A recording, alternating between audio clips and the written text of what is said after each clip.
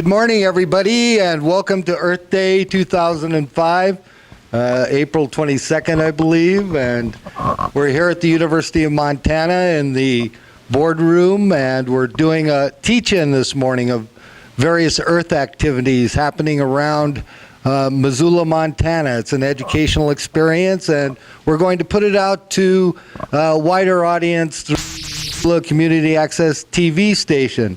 So first up this morning, we're going to talk about food issues and our new local food co-op that we have Catherine Romano here to give us a little update on that. And then from there, we'll go onward. Here's Catherine. Okay, hi guys. My name's Catherine Romano. I'm working with Missoula Food Co-op. It's a new group in town. There's been an effort to start a food co-op in Missoula for, the past 30 years, and the momentum's building again. I think it's going to happen this time. I'm working with the North Missoula Community Development Corporation. It's a small grassroots nonprofit on the north side that takes its directives from the joint north side, west side neighborhood plan. So basically, about 5 years ago, neighbors on the north side and west side got together and just gave input on what they wanted to see happen in those neighborhoods. And one of the things was a sort of neighborhood grocery store. There used to be a lot of just little stores around there that people could go to, and now it's kind of hard for people in that area to get food even. Meanwhile, outside of town and in town, people growing don't have many places to market their goods. So a couple of neighbors on the north side, David and Elizabeth Macasite, started a buying club, which is how a lot of co-ops actually start. They just get together and buy food together, and they started ordering from a wholesale, like family farm distributor in Oregon, and they were getting some eggs and meat and some local stuff. And just getting families together and thinking about food and having all these conversations, and started talking about ideas for a little community kitchen and a co-op, like a working co-op. So they approached the NMCDC, the North Missoula Community Development Corporation, and the NMCDC agreed to incubate the project because it's something they want to see happen. So currently we're looking for locations, and we're looking for, we're thinking we'll have something pretty soon, and we'll be able to open our doors in the fall. And right now we have a monthly buying club, so we get a lot of local produce. And like right now we've got like eggs and herbal products and meat and honey and Lifeline, like dairy stuff. What else? Grains, just random, whatever. Now's the season. Like there's going to be all kinds of good stuff coming up. And we run it through the office right now, but there's a sort of charter board of directors that's been formed, and it's a great group of people from the food bank, neighbors, farmers, and we're looking at a model. We're modeling the co-op after a co-op in Brooklyn, New York, actually, that is sort of a true workers co-op. I mean, you go in and you know that the people are working there are members. They use a lot of their labor as member labor because it's a members only co-op, and you have to put in a couple hours every 4 weeks, and it's very flexible. I mean, this isn't meant to be like exclusive to anybody, and it's definitely, if you're able to, though, you're expected to work, and that's the commitment that we're hoping people are willing to make in this town. And we had a big meeting last night to kick off our membership drive, so we're accepting pledges for membership to see what the interest is in town, and it went really well. There seems like there's a lot of support, and yeah.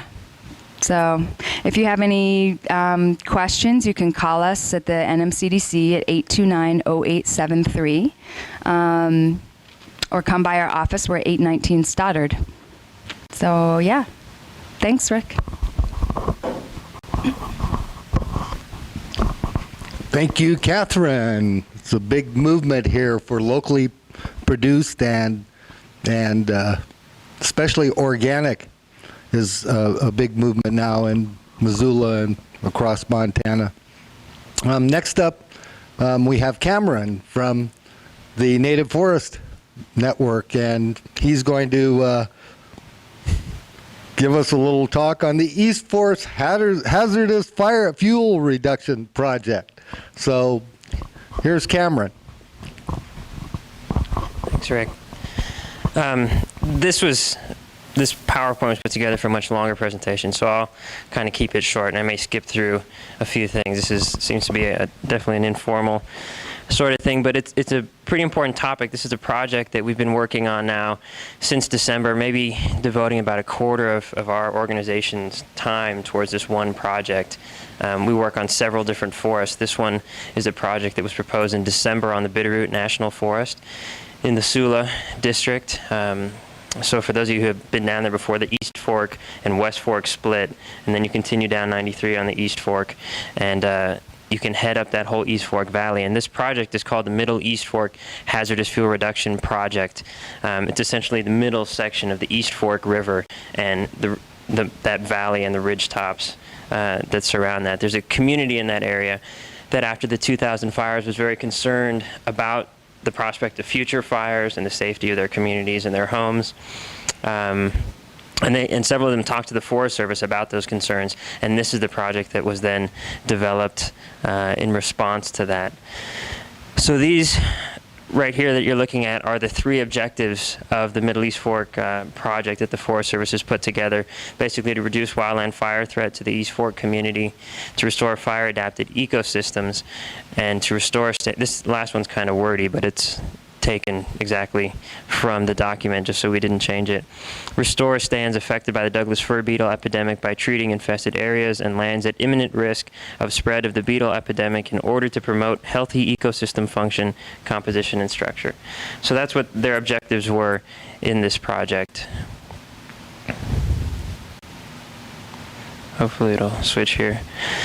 So what that entails essentially is about 4,200 acres of logging. About 1,600 of that is what they call regeneration harvest. Now, this area is a beautiful area. We spent some time in there and had not seen forest like this very much before. It's huge cathedral stands of Doug, almost like Oregon style or Pacific Northwest style forest. Large Douglas fir. We found some up to 4 feet in diameter, interspersed with ponderosa pine, which are probably about the same age, but are maybe up to 3 feet in diameter, not quite as big as the Douglas fir. The regeneration harvest that they're proposing is essentially a form of clear cut. When they say regeneration, one way of implementing regeneration harvest is clear cutting, seed tree cutting, or shelter wood cutting. These are all forms of clear cutting that leave about 3 trees per acre, 3 to 5 trees per acre on average. So it was when we saw that is what really kind of piqued our curiosity and concerned us about this project. The other thing that we saw when they first released this project was that there are several amendments to the Bitterroot National Forest plan that they needed to tack onto this project just in order to implement the treatments that they were proposing. These include the snag and coarse woody debris standards, the thermal cover, and then what they say, defining what practices are allowed within certain lands classified as unsuitable for timber protection and within old growth habitat. So what this means is that their forest plan has standards related to each of these things. You have to have a certain amount of coarse wood and snags. You have to have a certain amount of thermal cover on the landscape. You have to have some protection for old growth, and certain areas are designated for different types of activities, whether it's recreation, timber production, watershed quality and improvement, and so on. They needed to amend their forest plan standards just to implement this project because it would not meet those guidelines.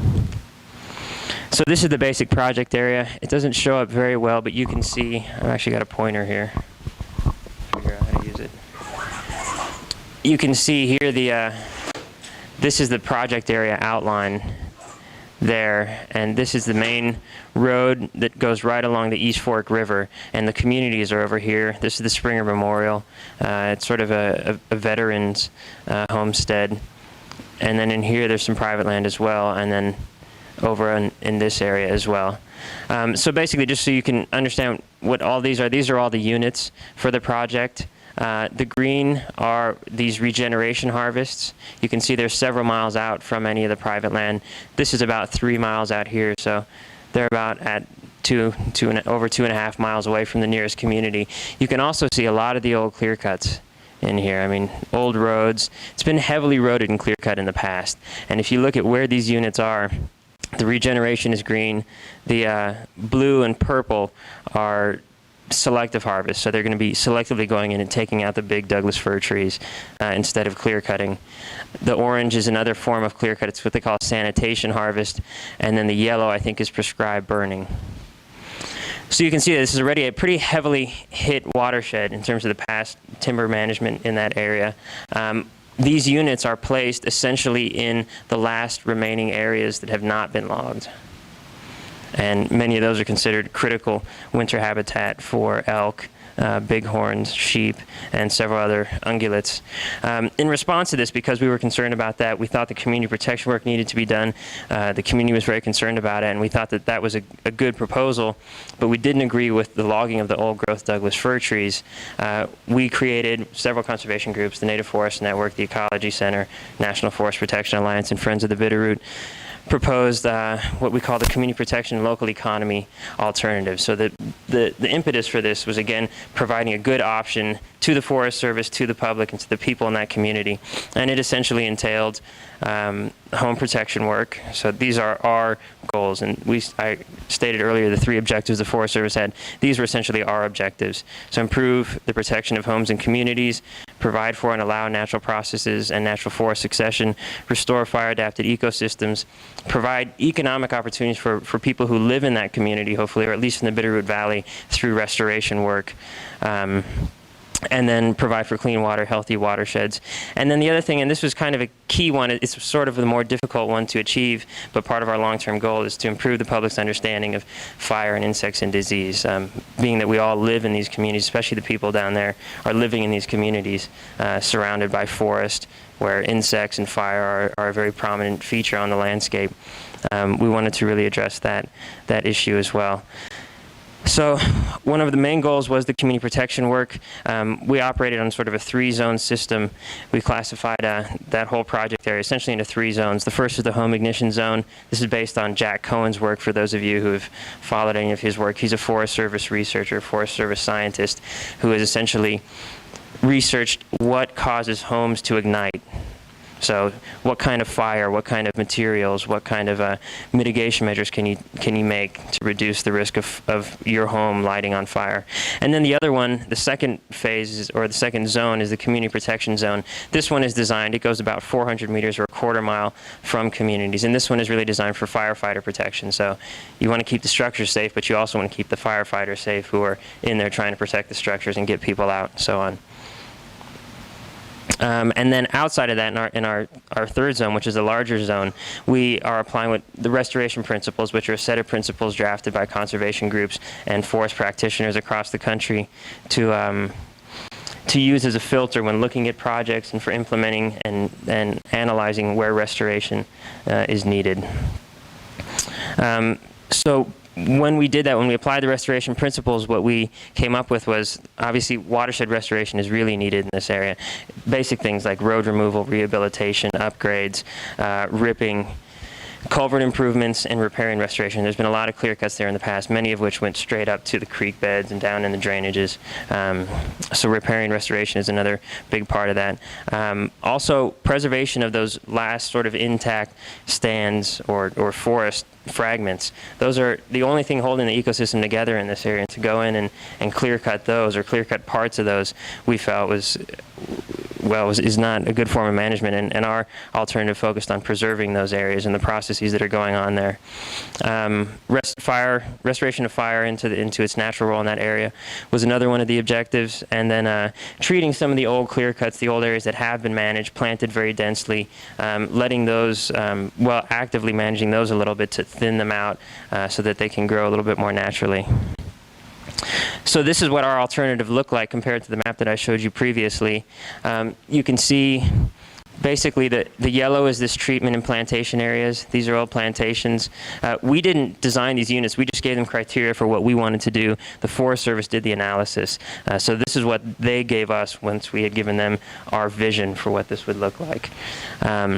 So the yellow, again, is these areas of plantations where we'll be doing some thinning. The crosshatches are where prescribed fire will also be run through areas.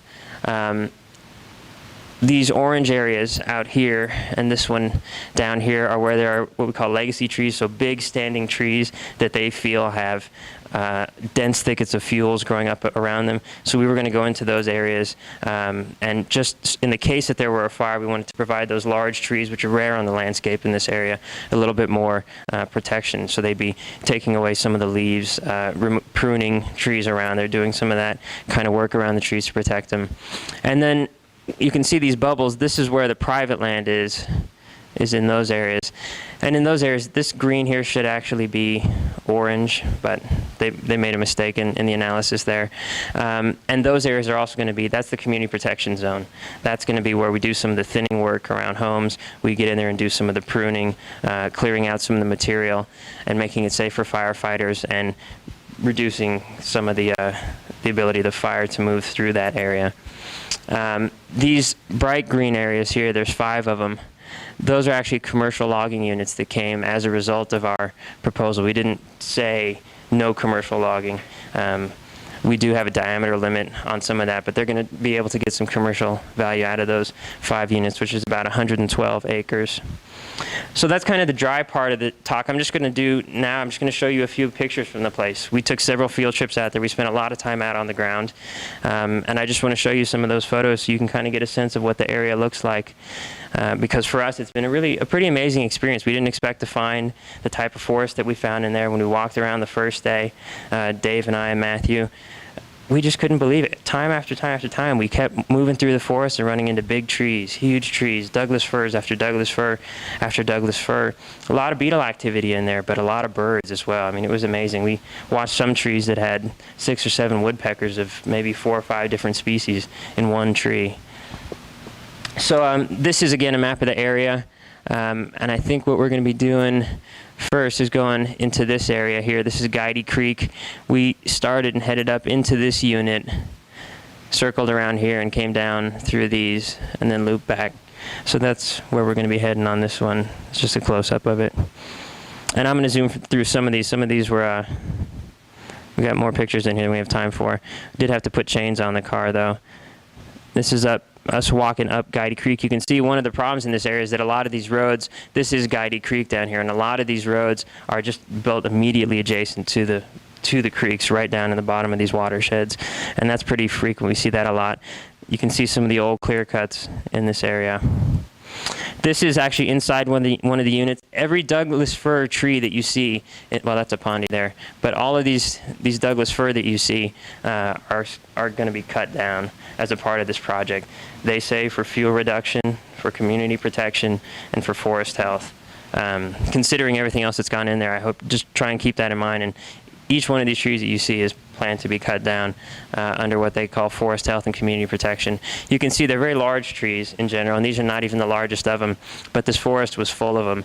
And the other thing you should notice is it's a pretty open landscape. There's a lot of these big trees. They're pretty widely spaced. There's some brush in the understory, but not a lot, and it's generally pretty open. You can see behind here there's areas where there are little thickets and so on. But in general, it's a beautiful open stand full of these large trees. And you can see it's a real mix. I mean, there's more Doug fir in here than there are ponderosa, and these trees are probably about 250 years old. So when you talk about things like fire suppression, the effects it's had in these ecosystems, well, these trees have been here 100 to 150 years before any form of fire suppression even began.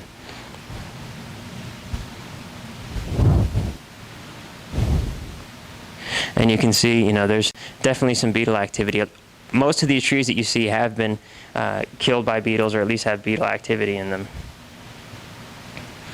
This is what we saw a lot of when we were in there. These are not actually our photos, but this is, I believe, a downy woodpecker, hairy woodpecker. There's a three-toed woodpecker, and pileated woodpeckers. they were just everywhere in this forest. And again, this is the sort of thing that they were on. This tree measured 47 inches in diameter, so 4 feet across. It's just a huge tree. We don't really get trees like this in Montana very frequently. Again, grows like this. You can see some of the beetle activity in here. But it's a beautiful place.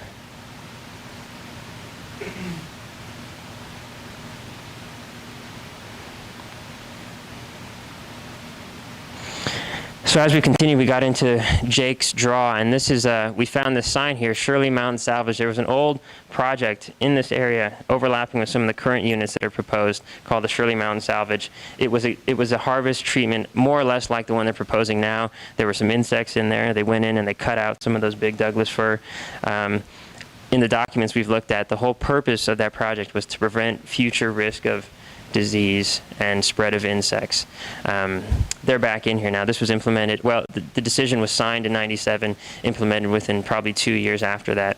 So here we are 5 years, 6 years later, and they're in there again. The treatment obviously didn't work, and they're proposing it again, but on a much more broad scale, which points to one of our concerns in this area. Again, just very open, nice forest. Go ahead. I always heard that old growth trees have thick bark, and that's fire resistant, and they slow the wind movement through a stand, and they also provide shade during the daytime hours, so evaporation stays lower in the overall stand. So why is cutting these trees not viewed as an increase in fire risk, because you're taking out the most fire resistant structures? Yeah, well, I think that's definitely, that is the logic that we use. We do think it does. Like you say, you take out these structures. Number one, what you're removing is a structure that's taken 250 years to grow, would probably be there on the landscape even after it dies for another 100, 150, well, 100 years before it falls down. And then on the forest floor, where it also acts as, to some extent, a fuel break. I think mainly what we're seeing, and they just released a draft for this, and some of what we saw in there is that the Forest Service does a lot of modeling. So they do modeling, and they base a lot of that on fuels. And there's a huge push out there right now. There's a general perception that reducing fuels is sort of an absolute good thing. Oftentimes there's little attention paid to how the fuels are distributed. You know, if you cut one tree down the size of this tree right here, you're reducing a lot of fuels. Right, so if your model is just dependent on fuels and reducing those fuels, then doing something like that can make it seem like you're actually really reducing fire risk as well. But like you say, if you start paying attention to the distribution of fuels, the fact that although there's a lot of carbon here, a lot of material that can burn, you could stand here for half an hour and hold a blowtorch to it and it wouldn't light.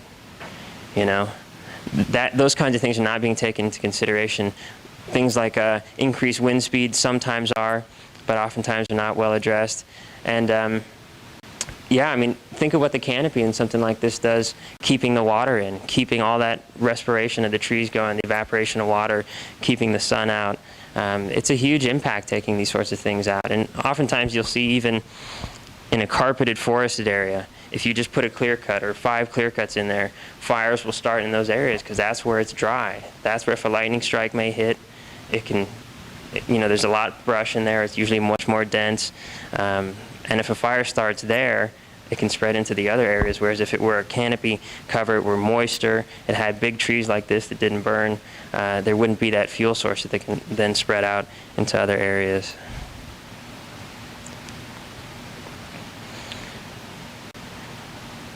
This is we were told this by one of the Forest Service biologists actually, but this is a little mushroom that a squirrel hid in the tree here in this little branch. They tend to do this so that in the wintertime when the snow is very high, they've got food stored above the snow level and they can run along these big down logs like some of these you've been seeing when they fall and catch a snack.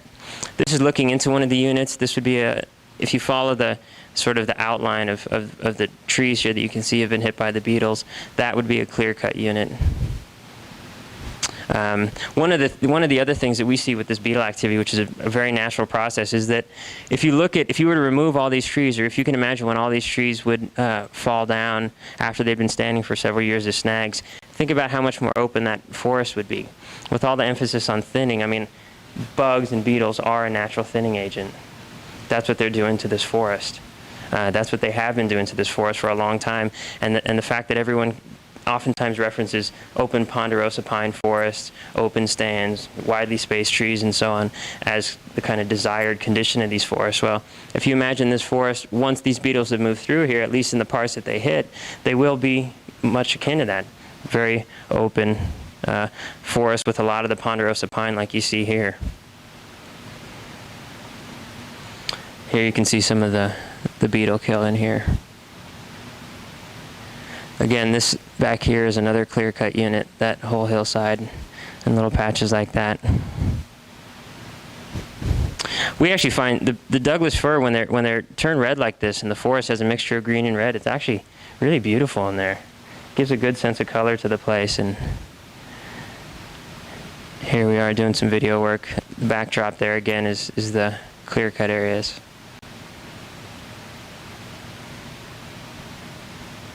This is our band shot, in case we ever form a band.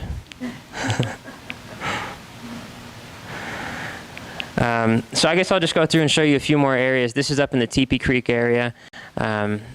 This area had a lot more ponderosa pine than some of the other areas that we were in. You can see here there's whole groves of ponderosa. And actually a lot of times what we saw is these ponderosa and Doug fir growing very close together, sort of shoulder to shoulder. This is Larry Campbell from Friends of the Bitterroot. He's been out there with us several times. You can kind of see here some of the holes. This is an older tree that was killed several years ago. You can see on the forest floor here, this is all bark chips that have been chipped off of the higher up on the tree here by woodpeckers and so on. Create a huge sort of ring of sawdust and chips. Again, you can see how open the forest is in some areas. And then this is one that we took just to demonstrate if you're going to go in and do some kind of fuel reduction, some sort of removal of trees and so on. This tree here we figured was probably at about 8 inches diameter. This is the kind of thing that if you really wanted to go in and reduce fuels, take out some of the ladder fuels, take out some of the smaller, finer fuels that tend to burn more easily. This is the kind of stuff that you might want to focus on that I think most people wouldn't lose much sleep over. But that's not what their proposal is. Again, they're focusing on these trees, not those. Again, looking back into a unit here, this is another one of the clear-cut units. And this is where we're now inside that unit, and we spent maybe about, 20 minutes probably sitting here looking at all the birds. This is one unit we got into, and it was amazing. I mean, we were seeing dozens and dozens of woodpeckers. You could hear them pecking on the branches. You could hear them. They have little cheeps and calls. You could hear them hammering. Smaller birds were in there as well, mixed amongst them. But we just sat with our binoculars there and watched, and there were mainly these 4 big Douglas fir tree that they were all in. And I found an antler there. This is where Matthew usually makes fun of me showing off my antlers to our lady friends, but I can't make fun of myself quite the same way. But this is actually very good habitat for elk. The Anaconda Pintlers, which are just 3 miles east of this project, they have a herd of about 8,000 elk that's managed at that level. So they're actually trying to suppress it to keep it at 8,000 head. And so it's a huge herd, and this area that we're in here, all of this is their critical winter range. This in areas like the French Basin and some grassland areas that are further down out of the mountains. So we found several horns. Matthew found a smaller one. This was kind of the biggest one we found.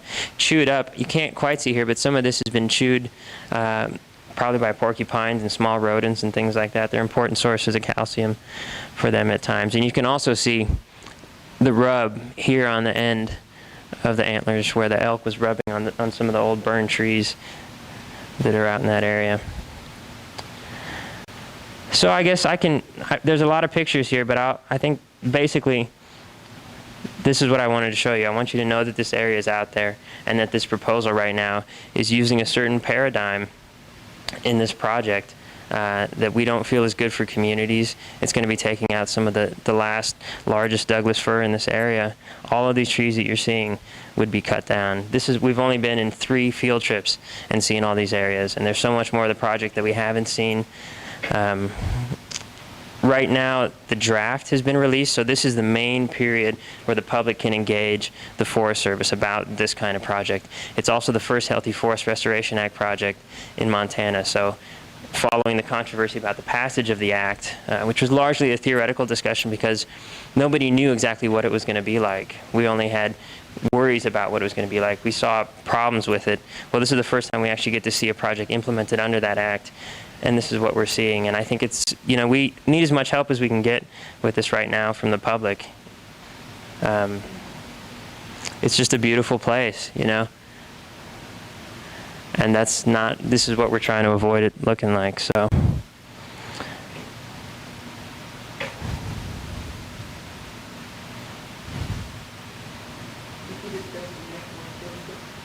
Yeah. So there's several things that can be done right now. We have an alternative that we submitted to the Forest Service. They've accepted it. It's the one that I discussed in the beginning. That provides them with an alternative to do the fuel reduction work, to do the community protection work, address the concerns of the people in that community, which were largely based on the prospect of fires, without logging this old growth. They've done economic analysis of it. They've said that it's a viable, economically viable alternative. Really where we're at right now is trying to pressure the Forest Service into choosing to do that instead of the old paradigm of logging old growth. There's been a lot of pressures coming down from the top. We've heard a lot of stories from the Forest Service, people at the Bitterroot Forest who've come to us and said that their wildlife biologists are being pulled aside. I sent a letter to their wildlife biologist asking them 6 questions about the value of snags, of dead trees, the effect of this project for wildlife and birds and so on. He was pulled into the office of the district ranger. They took those set of questions from him and disperse them out to other people to answer them. It took them 6 months to get the questions, or 5 months to get that set of questions back to us, which we just received yesterday. So there's a lot of pressures on the district ranger, Tracy Hollingshead, to choose their alternative over ours. So this is definitely it's a tough situation, but one of the things that we're trying to do is get people out there on the ground, get people to see this area, and then talk to the Forest Service. Tell Tracy Hollingshead, the district ranger, that you that you want the community protection work done, but you don't want the old growth logging done, or whatever you may come away with from this. We have some postcards here that you can fill out just as a simple way to do this. On May 4th, we do have a field trip out to the area planned. We're going to be going out with some members here from the university. We're going to be going with the Forest Service, actually with some people from the Montana Logging Association, because they have a lot of interest in obviously in cutting down the old growth. And that'll be a great opportunity to go out to the project area, get into the units, walk around, and we'll probably go into some of these units that we've taken these pictures in, so you can actually see the trees for yourself, see the clear cuts, see the beetle activity, see the birds, and then talk about this project in the context of that area, which we feel is really important, because a lot of the dialogue that takes place oftentimes is kind of, it's just sort of pie in the sky. This really grounds you when you're out there and you're seeing, I mean, look at the habitat in here. You can see how much these old beetlehead trees are being used by the birds. These are all homes and for the insects and then for the birds as well. So yeah, so on May 4th we're having the field trip. If anyone's interested in attending that, definitely get in contact with us, and I can let you know when we're probably gonna be carpooling here from Missoula on that day. Not next Tuesday, but the following Tuesday, I think we're going to have a presentation down in Missoula, similar to this one, but we're trying to get down there and talk with the people in the community and really express our concerns to them and accept theirs, because there were people who were turned away from some of the meetings that the community had there when they were talking with the Forest Service about this project, because there was just such an overwhelming sense among some of those people and a dominant presence that you know, that the Forest Service was right and the logging had to go on and those sorts of things. Some people really weren't made to feel welcome. So again, this is what the area is like, and we don't want all these Doug firs taken out like this. So definitely this is an important time to get involved, and field trips are one way to do that. Here's our contact information if you want to call us or give us an email. We also do have a website with a lot of these photos up there with more of the information about it. If you go to our main webpage, nativeforest.org, you can find it there, or if you type in the full thing, this will take you to it as well. 406-542-7343. Give us a call, or nfn@wildrockies.org. So, thank you all. Thank you, Cameron. That was an excellent presentation. And please, if you have any care for old growth and the remaining old growth in Montana, get in touch with Native Forest Network. Next, we have, as the Kaiman called her this morning, Doc Watson. She's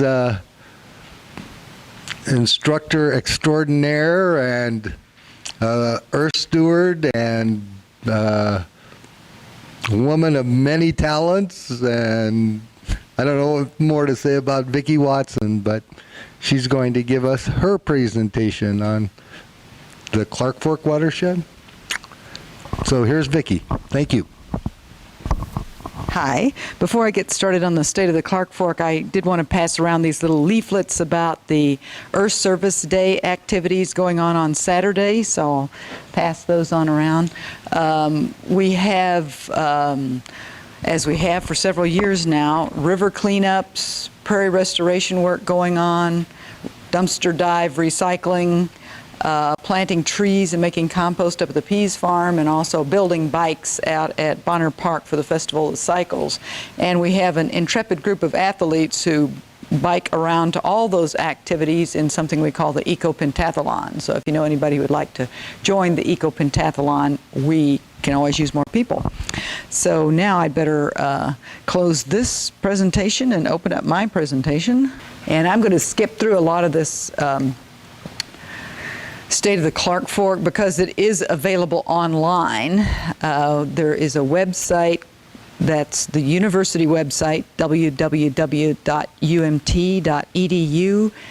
and then followed by /Clark Fork Symposium, and you can see this presentation and others that took place at the 2005 Clark Fork Symposium. You can also see the presentations from previous symposia on that website as well.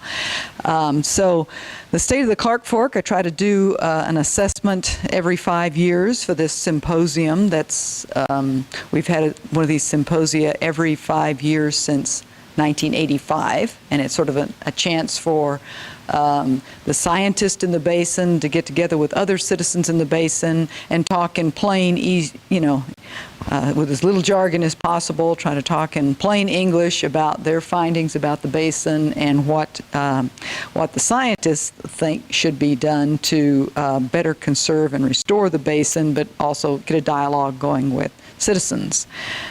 So, if I can remember how to advance through this, when you do a state of the basin or a state of any ecosystem assessment, you're going to talk some about the current condition and whether or not you're achieving goals for the ecological health of the basin, also for our legally required meeting legal standards and other legally imposed goals.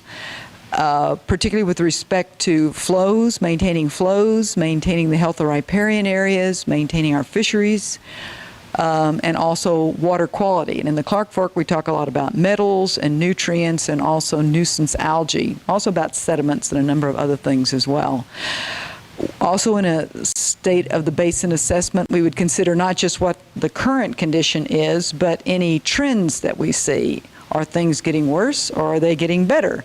And also, what sort of threats might we see on the horizon? We also talk about what actions we're taking to do something about it. And finally, something about the challenges that we face with respect to achieving those goals.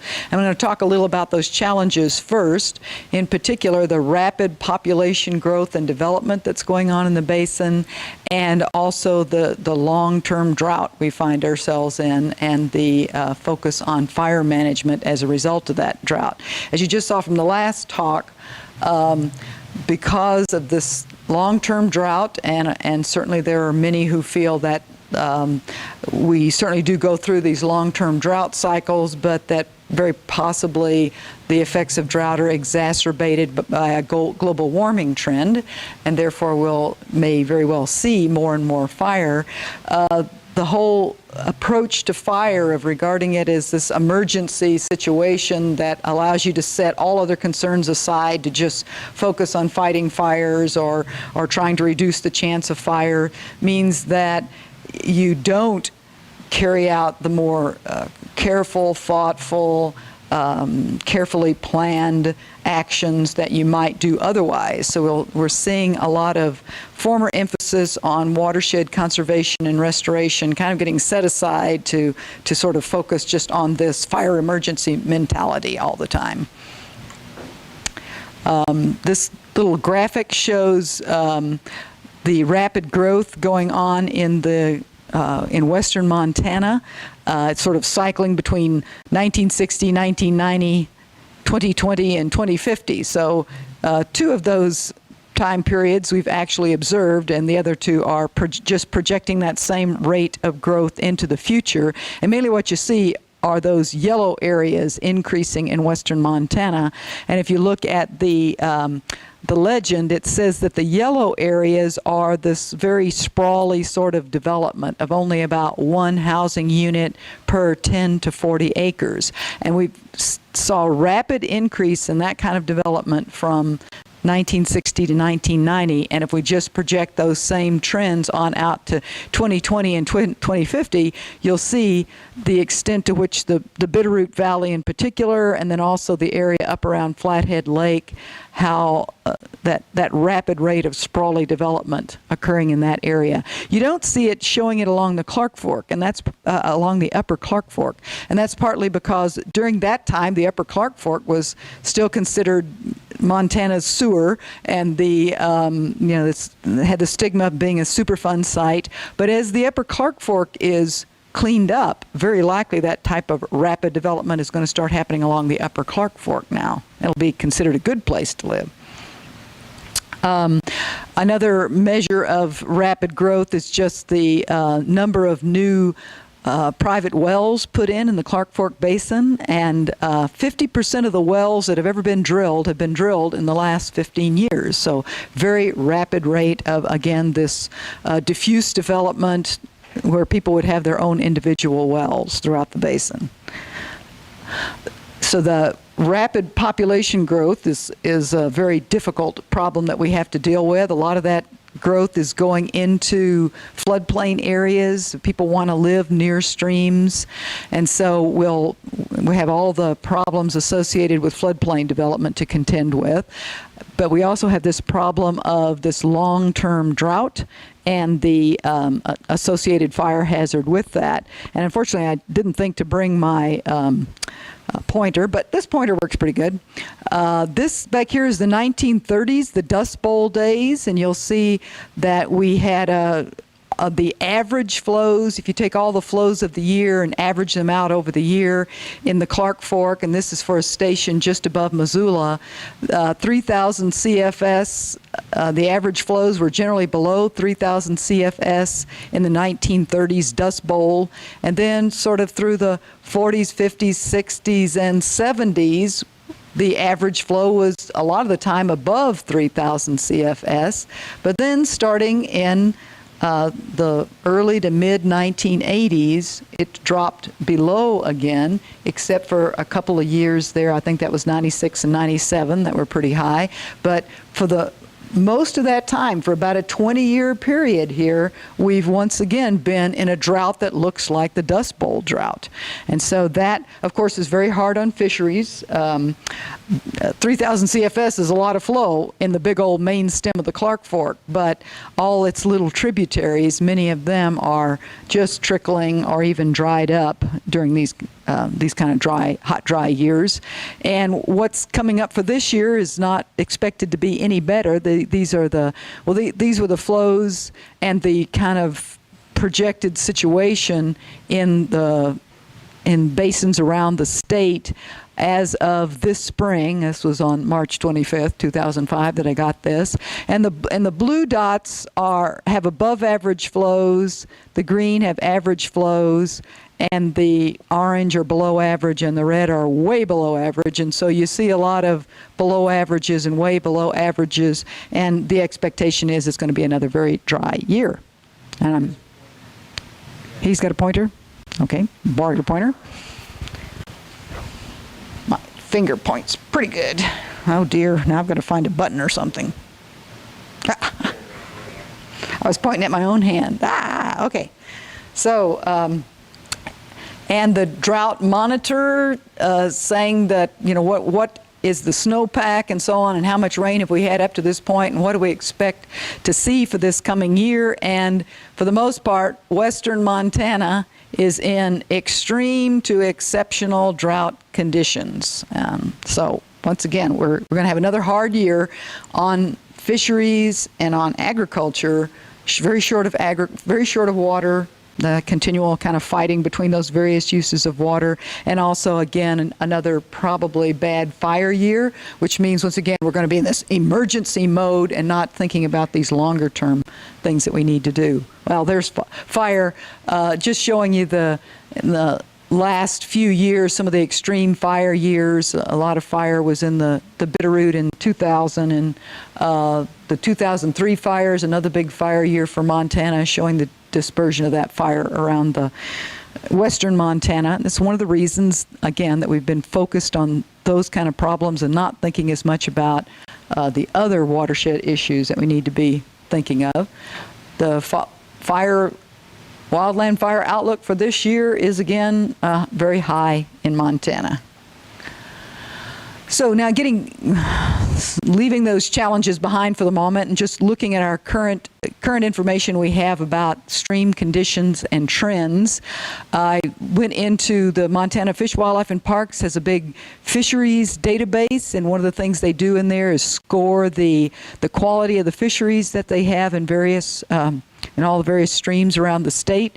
And so in the year 2000, the last time I did this assessment, the percentage of high quality fisheries in the basin were considered to be 56%,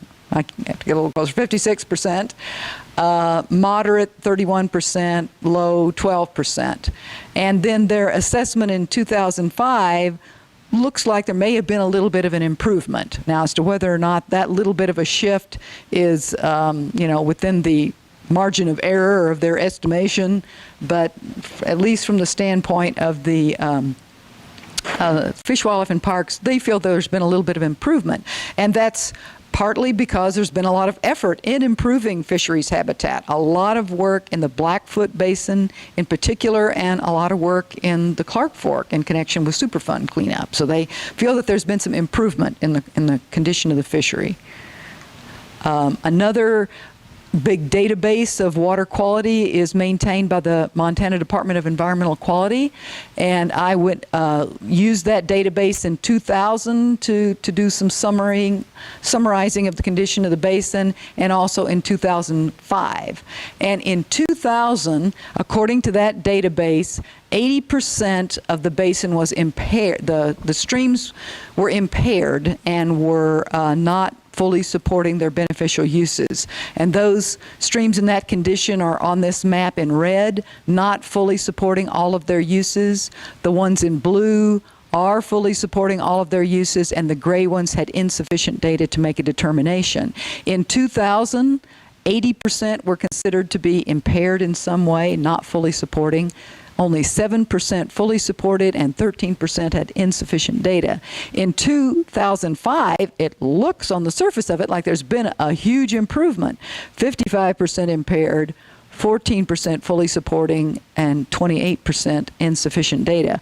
But most of that change is not due to some actual change out on the ground, but is actually due to changing definitions of what we mean by all those things. The 95 legislature imposed some new definitions and also directed the DEQ to go out and do more assessments. In other words, they redefined what constituted sufficient data. And so Before, only 13% were insufficient. Now, many more had insufficient data to make a determination, and in addition, they redefined what constituted fully supporting also, and they eliminated some of the things that would put a stream in the impaired category. So, mainly through changing definitions, it looks like there have been an improvement, but there probably really hasn't been all that much change.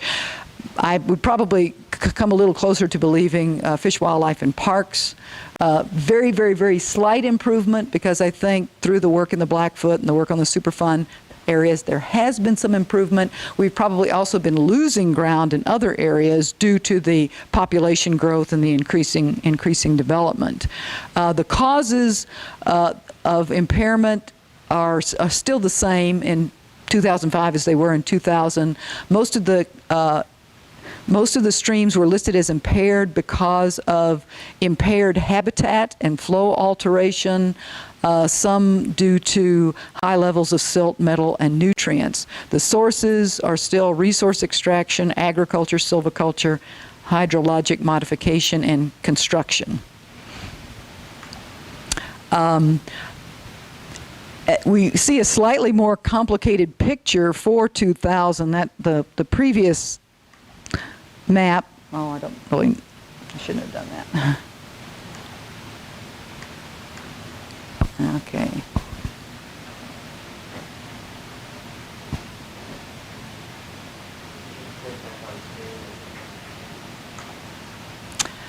The previous map had only 3 kind of categories for the streams, and now there are more categories, so we have to have kind of a little more complicated map. I'm hitting the wrong buttons, unfortunately. Because now we have some additional categories up here, and I have to get close enough to read it.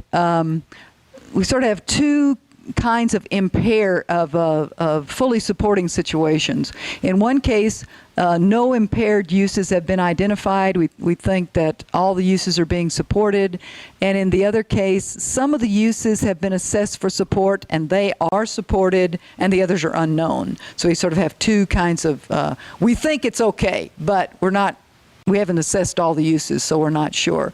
We still have our insufficient data category, and now we have 3 kinds of impaired systems. We have impaired systems in which a water quality restoration plan has been completed. It's still impaired, but at least we got a plan, and hopefully we're going to start moving forward on that plan. We have those that are impaired, and the TMDL, this is another name for a water quality restoration plan. These are mandated under the Clean Water Act. A water quality restoration plan needs to be developed for those. And then we have another interesting category, and this is kind of some of those definitional changes that I talked about. The stream is impaired. It is not fully supporting its beneficial uses, but it is not impaired by traditional pollutants. It is not sewage or metals running off of a mining site or just pollution coming out of a pipe is not causing this impairment. The impairment is caused because flows are so low, because the trees may have all been cut down, and so the water gets too warm. Habitat has been, in other words, habitat modifications. Now, those habitat modifications, an argument was made in court, and that argument prevailed in court. I don't happen to agree with it, to say that what the Clean Water Act was talking about was traditional pollutants going into the stream. And if a stream is impaired by traditional pollutants, there has to be one of these water quality restoration plans called TMDLs, or total maximum daily load assessments, done. But if it's instead impaired because of low flows or habitat modification or something of that sort, that's not what the Clean Water Act meant, and therefore these water quality restoration plans don't have to be done. The impairment is still to be addressed, but it's just considered a lower priority. So we'll get to those someday, but we're going to concentrate on these others first. I think that's a mistake. I think if you look around, you'll find that there are an awful lot of streams that fall into this category, and we really ought to be addressing those too. They shouldn't be put on the back burner. But you do have to prioritize what you're going to work on, and that was a prioritization scheme that was developed, was to kind of put these on the back burner and work on them after working on these. The schedule for developing these water quality plans in the basin we do have some that have been completed, and they're in blue.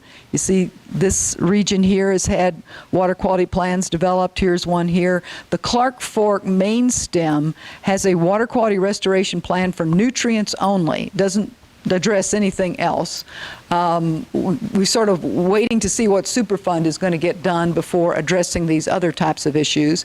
And then there were some that were completed in 2004. They are right in the process of being approved right at this time. So the gray areas in here are having their water quality restoration plans approved. And then the pink, yellow, green, and white, these are what's planned for the future in terms of developing these water quality restoration plans. I just want to mention another important plan is the forest plans, and a decision was made to have the Flathead, Lolo, and Bitterroot forests do their forest plans together. They're called the Western Montana Planting Zone, and you can see them here. This is the Clark Fork Basin right here. And as you can see, those three forests make up an awful lot of the Clark Fork Basin. So they were in the process of working on the plans, and also in the process of developing a draft environmental impact statement on those plans. And the Bush administration said, whoa, we suggest a new set of rules in which you don't have to do an environmental impact statement with your plan, and therefore they're kind of, the forests are stopping, taking a step back, and deciding right now whether or not they're going to work under those new rules and not do an EIS, or whether they will go ahead and do an EIS, given that they were pretty far through the process already. Supposedly, imminently, they'll be making an announcement about that. But they're leaning towards not doing the EIS. I've looked at the scoping documents for this and was surprised at how little reference there was to the word watershed in those documents. In fact, in the table of contents didn't even have the word watershed in it, and as I went looking through trying to find them in the documents, I'd only see watersheds mentioned occasionally, which is interesting given that the Forest Service was created to protect watersheds originally, but the few statements said we need to do more active restoration of watersheds, and we need to collaborate with the State Water Quality Agency on the development of these TMDLs, and in fact they have been doing that. So the conservation, preservation, and restoration of watersheds, which we call watershed CPR, very important actions are the development of these plans and the development of partnerships. We have a lot of partnerships that have formed in the basin to try to move watershed conservation forward, but ultimately those plans and partnerships have to translate into on-the-ground action. I'm going to whip through this part really fast. Probably the Cadillac of on-the-ground action is the Blackfoot watershed, where numerous primarily fisheries habitat restoration projects have been moving forward, and there's a great website where you can it's the Partners for Wildlife website. You can find about all these great fisheries habitat restoration projects going on up in the Blackfoot. They look like this. Here's a Nevada Creek. Before and after some restoration work was done on it. They're doing everything from putting in fish screens and lining irrigation canals so they don't lose so much water and don't need to take so much from the river, putting in fish ladders, leasing water to rewater streams that haven't had any flow for many years, taking out culverts and putting in bridges, or just putting in a more appropriately sized culvert, a whole bunch of different kinds of projects to improve fisheries habitat. The other big thing going on in the Clark Fork, of course, is the Superfund work in the Upper River, transforming the moonscapes that Silverbow Creek and the Upper Clark Fork used to be. Here's the big dead zones up there, transforming them through not just remediation work, but restoration work. This is the big thing that happened in the Upper Clark Fork that I think is really important, was a decision was made not just to remediate the river, to remove contamination, and often one of the ways you'd keep contamination out of a stream that had contaminated mine waste on either side of the stream was that you would isolate that contaminated mine waste from the stream. You'd sort of straitjacket the stream, maybe rip-wrap its banks or even concrete line its banks and just stabilize that mine waste to keep it from moving into the stream. But then, of course, the stream could no longer behave naturally and meander across its floodplain. So the decision was made with Silverbow Creek to remove that contamination and make it possible for that stream to actually meander across its landscape and behave like a natural stream again. So go beyond the remediation required under Superfund to actual restoration work and do the two together in a coordinated fashion. And that healing the land in the community is in the Butte and Anaconda area is being healed by the fact that this remediation and restoration work provides a lot of jobs. And so healing the land and community by going beyond remediation and restoration, this is what one stretch of Silverbow Creek looks like now. That was some of the same areas. After just a few years, what it looks like now. And that idea of going beyond remediation to restoration has been carried all the way down the river to the Milltown Dam Superfund site. They won't just do remediation, will actually do restoration and remove the dam and restore the confluence of the two rivers. Another area that's been getting a lot of work is the reduction of nutrients in the basin. The city of Missoula has built a state-of-the-art biological nutrient removal plant. The cities of Butte and Anaconda and Deer Lodge are all doing a lot of land application of their wastewater, and the pulp mill has modified its wastewater treatment methods so as to reduce the amount of nutrients they put out. So after saying that, we do have some good news in the basin, and that's that people, the river that used to be considered the sewer of Montana, the most neglected and abused river in Montana, is now one of the best studied rivers and one that we're investing heavily in its recovery. Dam mitigation associated with the relicensing of the dams in the lower river, $200 million spent to improve fisheries, the nutrient reduction, a lot's being spent on that, resource restoration associated with the work of the Forest Service and a number of other entities, Superfund spending at least $500 million. Put them all together, it's well over $1 billion in these big projects, and that's not even including many smaller projects being carried out by the Forest Service, Natural Resource Conservation Service, Fish and Wildlife Service, the Department of Environmental Quality, the Fish, Wildlife, and Parks, and many conservation groups and individuals spending their own time and money on conservation projects. I would guess it's probably closer to $2 billion when you really count everything into it, but that's over, say, about a decade or so. Where's all that money coming from? This money comes from Avista, that owns the dams in the lower river, nutrient reduction, a combination of city of Missoula voted a tax on itself to pay for this, and then the other costs are other towns and the pulp mill and what they're spending. Superfund comes from ARCO. And these are various government programs that they can tap into to pay for those. And there are individuals in the Blackfoot just shelling out their own money to. And unfortunately, I put this thing together a long time ago, and I'm not remembering right now what that is. So I'll try to find out and let you know later. So the better news is that the river will do most of the work itself, given half a chance. And you can find out more about studies of conditions and trends in the river and the actions that are being taken.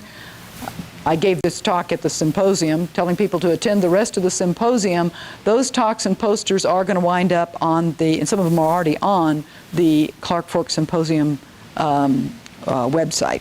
So I better stop there. That was Vicki Watson, and I guess mother of rivers extraordinaire. And we are going to have continue what we're doing here down in the main library mall at 11:30. And next up, we are fortunate to have Brian Kearns from the College of Technology. He's the Energy Projects Manager. He's a professional engineer with 21 years of experience in with international energy firms. He's going to give us the introduction to the new alternative energy technician curriculum for the College of Technology, and that will be his call right now. So without further ado, we'll get Brian up here. And he's not doing a PowerPoint presentation, so. Thank you, Rick. And thank you, Dr. Watson. It was a very nice presentation. And I wish I could use some of your backdrops, those nice pictures. Good work with that river. I apologize for Dean Williamson not being able to address you here. He got double scheduled, and typically that's not a problem for him. He always manages to be in two places at the same time. And he may drop in here toward the end of the program. So in lieu of Paul, I thought I would at least dress like him, give me a chance to pull out my green tie for Earth Day. Nobody sent me a T-shirt. If Paul got one, he didn't relay it on to me. So I'll do what I can here. There's a lot of, I think, encouraging news and action on alternative energy front, and there's a lot of work that needs to be done. The list of things yet to do can be large and overwhelming, but that never stopped us, and you just bite off bits and pieces and run with them, and that's what we were attempting to do at the College of Technology. I didn't know exactly what I was here to talk about. I guess it's the Alternative Energy Technician program that we are putting together. I have some handouts here if anybody is interested in that. It is conceived as a two-year technical degree program culminating in an Associate of Applied Science degree from University of Montana College of Technology. There's other schools around the nation, not in Montana, that are, starting to tackle this thing. And most of those programs are less than 5 years old. So it's an up and coming, and I think will be big and robust activity on the educational institution level. And so we're going to toss our hat in the ring too. We're going to distinguish ourselves, I think, in two fairly significant ways. One is the breadth of our program. In 2 years, we're going to cover a heck of a lot of material.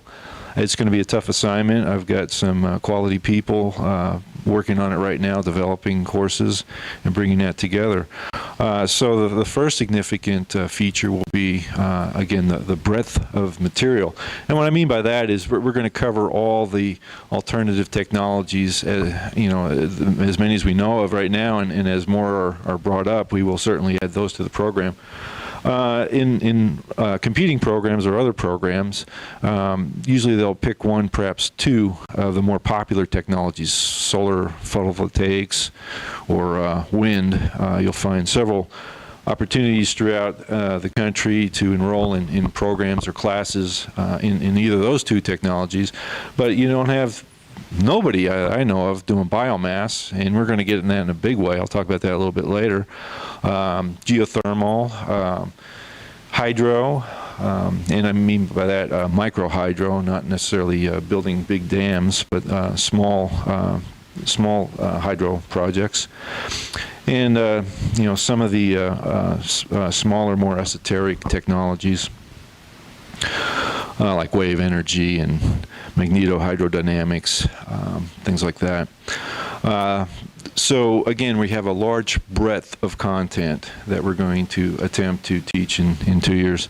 The second big aspect that sets our program apart is initially we're going to put it all online.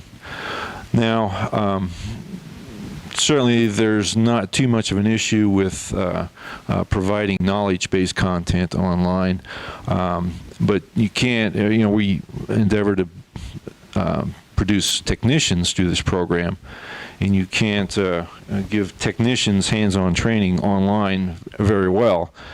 So we're going to supplement it with a couple summer sessions. Students that are enrolled in our program will come to Missoula, not necessarily, but initially we'll set up to come to Missoula to do a couple summer sessions in hands-on training on some of the technologies that we will be presenting to them in the online classes. So that's how we're going to pull that off. This assignment, this curriculum will be packaged up and available by August of this year. We hope to start putting it out there, teaching it shortly thereafter. We're a little bit behind the curve as far as getting on the university's schedule for fall term. We may offer some classes experimentally during that time, but hopefully they'll definitely in 2006 we will bring these programs out and teach them not only online but also in the traditional classroom setting.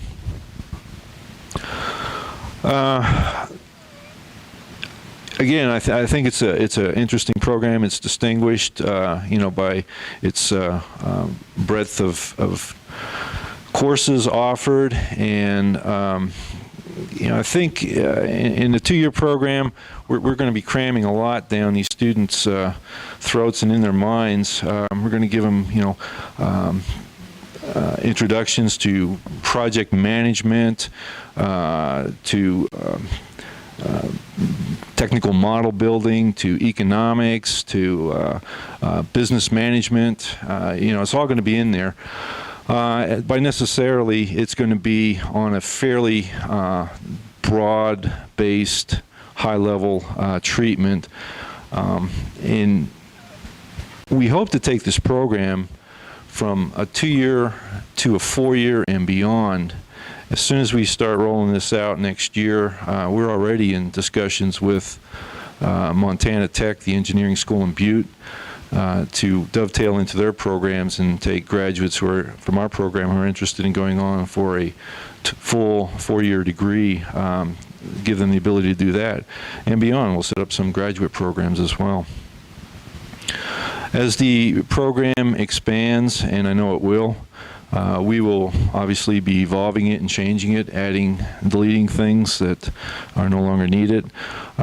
We hope to bring more technical electives, more technical skills to the students, and expand our offerings so that a student, if they so desire, can bring the level of learning from a broad general level back down to a very specific technology if they wanted to specialize in solar, wind, geothermal, or hydro, or biomass.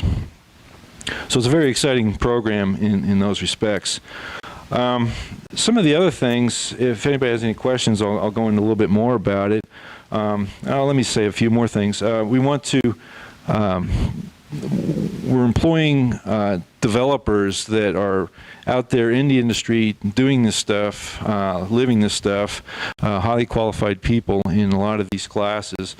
So we're building, the partnership with industry and business people out there, hopefully, to develop a net where we can feed our graduates into the job market. Another thing is we're trying to, I mentioned working with Montana Tech in Butte. We're also trying to make some ties in with the environmental studies program here on the mountain campus. And we're including 2 classes that are offered here in our program as well, and give our students a chance to take some other environmental studies electives. So we're trying to bring, other aspects of the university system into our program. And going beyond that, we're going to develop a few high school technology classes as well to give upperclassmen in high schools the opportunity to take a college level class and give them a pathway to feed into our system and pursue these technologies if they have that interest. And one of the ways we're going to do this, and one of the things I've been very busy on lately, is a biomass program. There is a current funding available for biomass activities through the federal government, and the College of Technology will be applying to that. It's a two-step process. We've already been accepted in the first cut, and now we're one of 50 projects competing for about 15 slots. And I think we have a very good chance because we're pulling some unique things together in our proposal that I think will be favorably evaluated. One of the things is we're going to bring in a biomass gasifier. It's a highly technological advanced piece of equipment that will take biomass. It could be woody biomass / piles that are often just laid to waste up in the hills, or even worse, are burned. It can use agricultural residues. It could use garbage, urban waste. It can use a lot of things. It can't use everything, but it can use a lot of things that can be burned. And the gasification process will take those materials and, in the absence of oxygen, burn them. And it's called pyrolysis, and it produces a hydrogen-rich gas, which then you can use as fuel for any number of anything that runs on fuel, really. The technology, actually, the gasification is an old technology. I think it was first experimented with in the 1600s and came to its own in the 1930s and 40s during the World Wars, first and two, with Germany and Sweden trying to become independent of imported oil. They developed these gasification technologies, and they've powered tens of thousands of vehicles on these mobile. They just build them onto a piece of machinery, and as long as you kept feeding in wood waste or agricultural waste, it would produce the gas and the vehicle would run. Then after the war, the peacetime prosperity made cheap and plentiful oil available. And gasification technology became a forgotten technology until the 70s, when it was dusted back off and looked at again during the 70s oil crisis. Currently, biomass, as far as a renewable source goes, is an interesting renewable technology, because as long as you keep feeding in material, feedstock, it'll keep producing electricity. Unlike wind, when the wind stops, your power stops. Unlike solar, when the sun goes down, your power goes down. So it is one of a few, geothermal's another, and hydro could be as well, renewable technologies that offer 24/7 possibility of energy generation. So even though the technology itself, the chemical processes, have been known and understood for a number of years, the implementation that we're looking at is very highly technologically advanced. Got top-notch, we don't, but the company we're working with has top-notch engineers working on the most efficient way to produce and process feedstocks into this, make it a very versatile, flexible machine, and using, of course, the latest in microprocessor technology to control the combustion processes. It's a very efficient, very interesting machine, and we will bring one in here to Missoula and use it in a demonstration project. We will connect it into one of our campus buildings and provide heat, not only heat, but power and heat, cogeneration process, which helps with efficiency. The other aspect of this proposal is to put it into a trailer and take it on the road in several demonstration projects, and take it around the state, around the region, and show it to people in rural areas, anywhere where they may have a prevalence of these agricultural or forest waste, and use these, put these to good, reasonable use, efficient with renewable feedstocks. I'll run through a couple of the other projects we're working on. Probably everyone have seen the turbine in Hellgate Canyon. We put that up last October. We have another turbine that's approximately 5 times larger than that turbine that we hope to put up either this year or early next year, as soon as we get clearances and permits to erect it.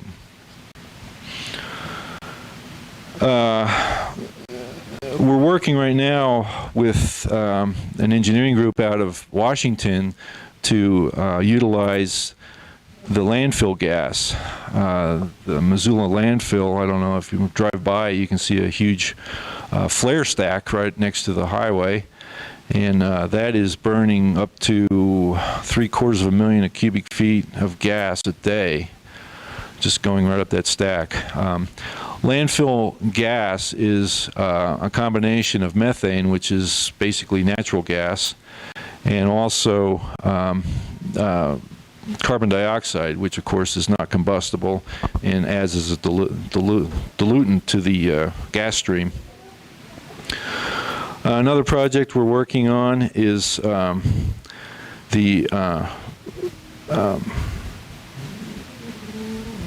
we've got several anemometers on loan from the state of Montana, and with these anemometers we're experimenting with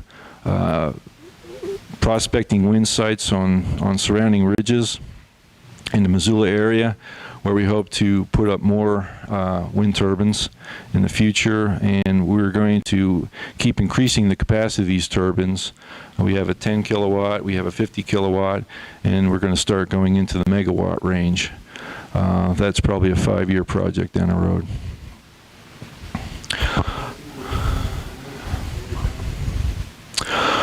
Oh, they can contact the College of Technology, talk to or email Paul Williamson or myself. We can leave those contact numbers here with you.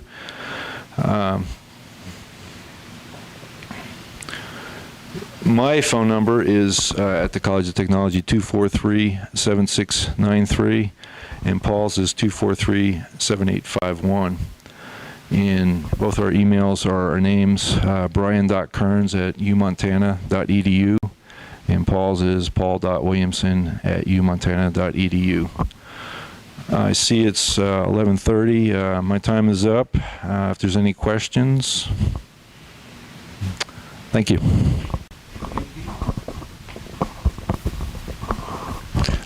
That was Brian Kearns, and sounds like a great new curriculum that they put together. And I know it's a lot of hard work, and we honor Brian and Paul for their vision and for alternative energy everywhere, more and more, instead of the old fossil fuels. So anyway, we're cutting off this part of the program, and we're going to go down to the party downstairs that's happening now on the mall. Peace.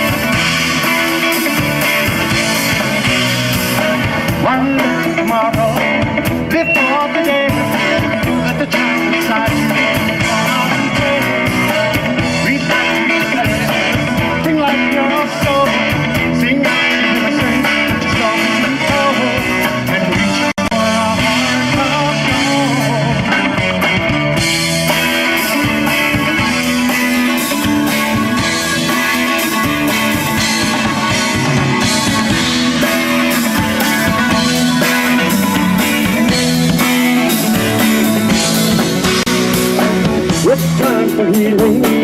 It's time for love. Fill your heart with laughter. It's a merry bond.